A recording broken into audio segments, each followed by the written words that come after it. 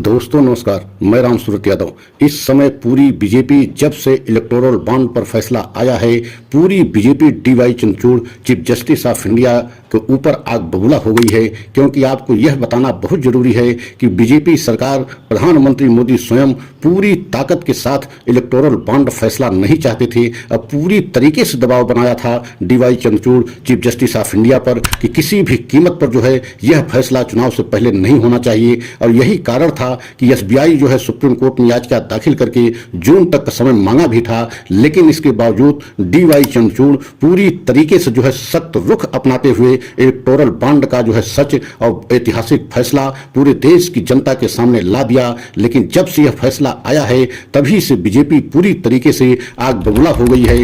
अब विशेष सूत्रों से खबर मिल रही है कि एक ऐसा षड्यंत्र रचा जा रहा है कि राष्ट्रपति महोदय के द्वारा चुनाव से पहले डीवाई चंद्रचूड़ को उनके पद से हटाया जाए। और आपको यह बताना बहुत जरूरी होगा कि 600 वकीलों की फौज जो है बीजेपी के द्वारा तैयार की गई है, जिसका नेतृत्व एक तरीके से बहुत वरिष्ठ वकील हरीश साल्वे कर रहे हैं और दबाव डाल रहे हैं कि डीवाई चंद्रचूड़ जिस तरीके से ऐसे फैसले ले रहे हैं ये अच्छा नहीं है। क्योंकि सरकार के मंशा के अनुरूप और सरकार के खिलाफ फैसला लेना डीवाई चंद्रचूड़ को ये दिखाता है कि एक तरीके से वो सरकार विरोधी हैं और सरकार की एक नहीं सुन रहे हैं। और आप देख रहे हैं कि इस समय 600 वकीलों की फौज तैयार की गई है, जिसका नेतृत्व हरीश साल्वे कर रहे हैं। और पूरी तरीके से हरीश साल्वे का जिस तरीके से जो है अटैक कर रहे हैं डीवाई चंद्रचूड़ के ऊपर, उसका समर्थन खुलेआम प्रधानमंत्री मोदी ने भी किया है। और प्रधानमंत्री मोदी ने तो यहां तक कह दिया कि विपक्षी पार्टियों का पूरी तरीके से जो है दबाव है न्यायपालिका पर, सुप्रीम कोर्ट पर।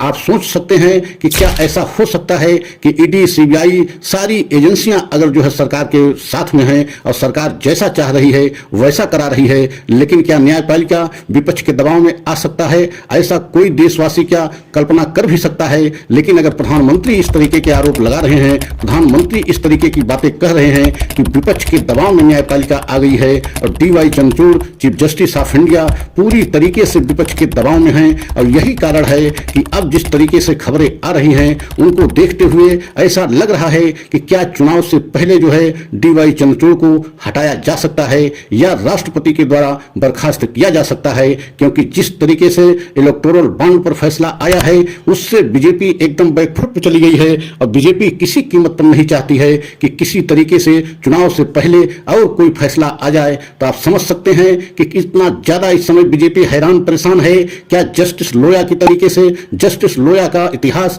या जस्टिस लोया की कहानी पूरा देश जानता है कि किस तरीके से उनके साथ घटना घटी। तो क्या वही स्थिति आज chief justice of India DY Chandrachud के साथ घट रही है कि उनके ऊपर सरकार के द्वारा और खासकर प्रधानमंत्री स्वयं इस तरीके के दबाव डाल रहे हैं कि जो है न्यायपालिका और सुप्रीम कोर्ट इस समय विपक्षी पार्टियों के दबाव में आ गई है और सरकार जो चाह रही है सरकार के खिलाफ जो है फैसले दिए जा रहे हैं। तो आप समझ सकते हैं कि इस समय प्रधानमंत्री मोदी का इस तरीके से डीवाई चंद्रचूड़ पर हमला बोलना और खासकर जो है हरीश साल्वे के द्वारा 600 वकीलों की फौज जो है डीवाई चंद्रचूड़ पर दबाव डाल रही है। और उधर आप देख रहे हैं बीजेपी के आईटी सेल पर किस तरीके से जो है सोशल मीडिया पर डीवाई चंद्रचूड़ को लेकर के बहुत सारे ट्रोल किए जा रहे हैं, उनकी खिल्ली उड़ाई जा रही है। तो आप समझ सकते हैं कि एक तरफ तो बीजेपी न्यायपालिका के मान सम्मान की बात करती है और दूसरी तरफ जो है चीफ जस्टिस ऑफ इंडिया का जो है सोशल मीडिया पर और जो आईटी सेल के द्वारा बीजेपी के जो है उनका ट्रोल किया जा रहा है। तो आप समझ सकते हैं कि अगर एक ईमानदार जो है जज